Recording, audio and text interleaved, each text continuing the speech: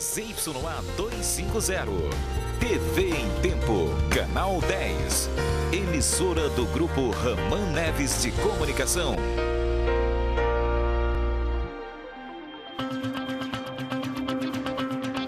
Olá, hoje no Jornal em Tempo você vai ver: Código Florestal aprovado no Congresso Nacional reduz em 30% as áreas de preservação ambiental.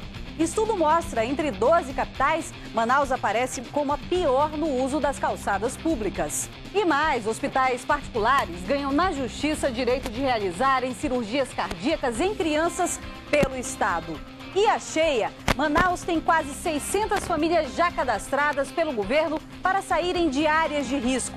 Em Itacoatiara, pelo menos 5.000 famílias já foram afetadas pela enchente. Em Iranduba, comunidades inteiras estão embaixo d'água. Eu sou Marcela Rosa e o Jornal em Tempo desta quinta-feira já começou.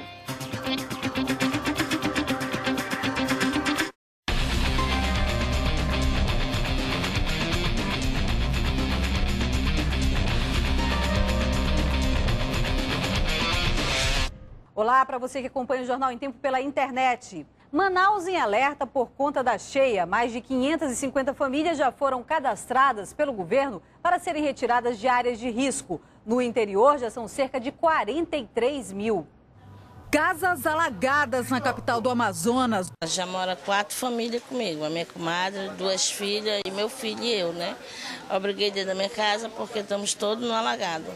Já é a 3ª maromba, vamos fazer a 4ª maromba aqui já. O Rio Negro ultrapassou a cota de emergência, que é de 28 metros e 90 centímetros. O nível do rio chegou a 29 metros e 2 centímetros e não para de subir. São em média 6 centímetros por dia. O rio vai continuar subindo porque o processo de enchente na calha central do Amazonas, ele continua pelo menos até o início do mês de junho. Segundo o Serviço Geológico do Brasil, faltam apenas 69 centímetros para alcançar a cheia de 2009, quando o nível do rio atingiu a marca de 29 metros e 77 centímetros, a maior enchente do Amazonas. Segundo a Defesa Civil do Amazonas, 27 municípios estão em situação de emergência por causa da enchente. Mais de 43.300 famílias são afetadas pela subida das águas. Várias escolas servem de abrigos para essas pessoas. Por esse motivo, mais de 2.000 estudantes estão sem aulas. Alguns moradores já não sabem o que fazer. 2009 nos assustou bastante, mas essa 2012 está assustando mais ainda, dobrou o medo, em função dessas casas estar muito deterioradas, ser muito antigas. Tem gente que improvisa locais para dormir. Estão morando aí pela rua, hein? Para dentro da feira. Aqui na casa de vizinha, às vezes eu venho, me agasalho no canto, no outro. Hoje aconteceram protestos na cidade por causa da cheia, nos bairros São Raimundo e no São Jorge, Zona Oeste, onde os moradores reivindicam auxílio por parte do governo e da prefeitura e pedem solução para sair das áreas alagadas. O governo já cadastrou 558 famílias que estão nessa situação de emergência. Eles já participam do Prosamin. Já a prefeitura continua os trabalhos de construção de pontes e também deve fazer um cadastro para distribuir um cartão assistencial a essas famílias. E ainda hoje no Jornal em Tempo, o Tribunal Regional Eleitoral determina afastamento imediato do deputado Wilson Lisboa. Código Florestal é aprovado e pode diminuir áreas de preservação ambiental no Amazonas. E como os moradores de Itacoatiara e Iranduba convivem com a cheia. Os casos de malária aumentaram no primeiro trimestre deste ano. Em alguns municípios, o número de doentes cresceu 50%. Ana pegou malária 4 vezes. Aí me tremia todinha, de febre, me embrulhava mais 10 vezes. Sentia tudo. Os sintomas relatados pela jovem também foram sentidos por mais de 15.000 amazonenses só no primeiro trimestre deste ano. O número representa 4.000 casos a mais que o mesmo período de 2011. O crescimento da doença foi no interior do estado. Atalaia do Norte e Eirunepé estão em situação crítica. Os 2 municípios registraram de janeiro a março 2.000 casos. Nos 3 primeiros meses do ano passado, não passaram de 900. Então, esse crescimento está associado principalmente à questão da malária em áreas indígenas, né, que é uma área que ainda encontra-se ali em definição a respeito de responsabilidades sanitárias entre os entes públicos, na verdade. Tem também essa questão das cheias dos rios, que tem contribuído bastante no sentido de que realmente o igapó, que é exatamente o hábitat natural do mosquito, também tem crescido nessas áreas. O diagnóstico da malária é feito através de um exame de sangue simples como este, coletado por agentes de endemias nas próprias casas dos pacientes. Agora ele vai para o laboratório, né? Aí vão corar para examinar. Se der malária, a gente volta para trazer o remédio para os pacientes. Enquanto o interior do estado apresentou um crescimento nos casos, aqui na capital eles diminuíram. No primeiro trimestre, 2.487 pessoas tiveram a doença. Em 2011, foram mais de 3 mil casos, uma redução de 20%. Com a diminuição das invasões, houve a redução dos casos de malária, né? Porque houve a reintegração de posse e saíram as pessoas dessas áreas de risco. Essas áreas eram as mais afetadas? As mais afetadas. A meta da Secretaria Municipal de Saúde é que até o fim do ano os números sejam ainda menores. E para isso, mais de 250 mil mosquiteiros são distribuídos à população. Dona Maria já teve malária 10 vezes. Hoje ela ganhou uma arma para se proteger. Vai ajudar muito. Acho que vai acabar o problema, né?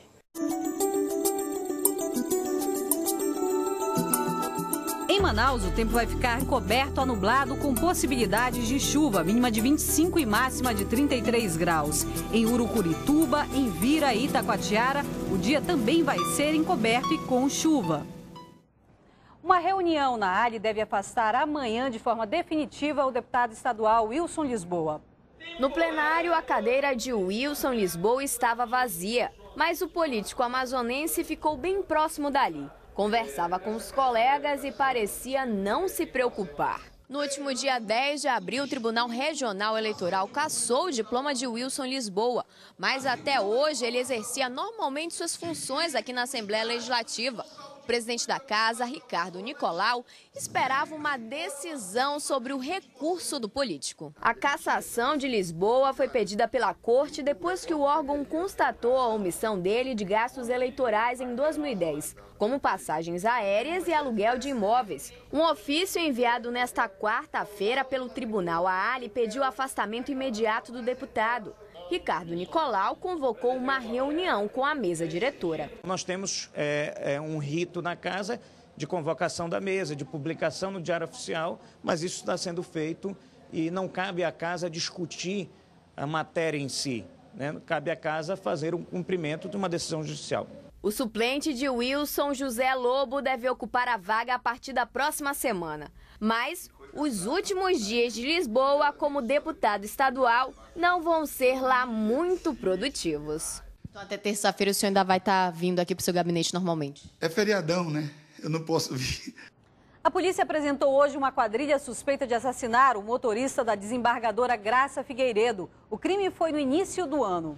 A polícia chegou a Éder Custódio, de 29 anos, por meio do banco de fotografias. E a partir dele nós identificamos todos os demais e chegamos à conclusão que todos são passados pela cadeia com extensa ficha criminal, sendo inclusive 2 deles foragidos do sistema prisional. A quadrilha tinha planejado um assalto a uma lavanderia na zona centro-sul de Manaus no dia 5 de janeiro desse ano. Solielma Cardoso, de 32 anos, trabalhava como atendente. Foi ela quem repassou as informações sobre a rotina local.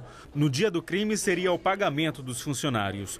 No momento, o motorista da desembargadora Graça Figueiredo, Paulo Tavares, buscava roupas, reagiu ao assalto e foi morto por Éder. Os veículos usados no assalto foram apreendidos. Os suspeitos vão responder por latrocínio e formação de quadrilha. A polícia ainda procura por Félix Nascimento.